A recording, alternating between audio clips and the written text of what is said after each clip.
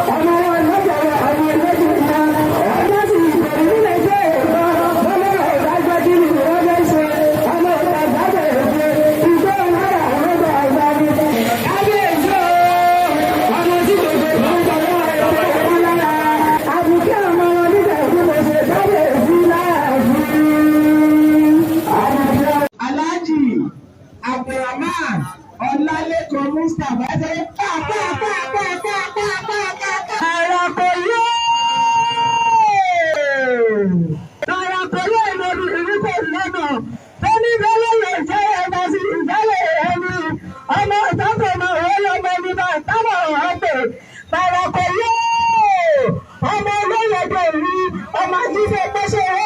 ọmọ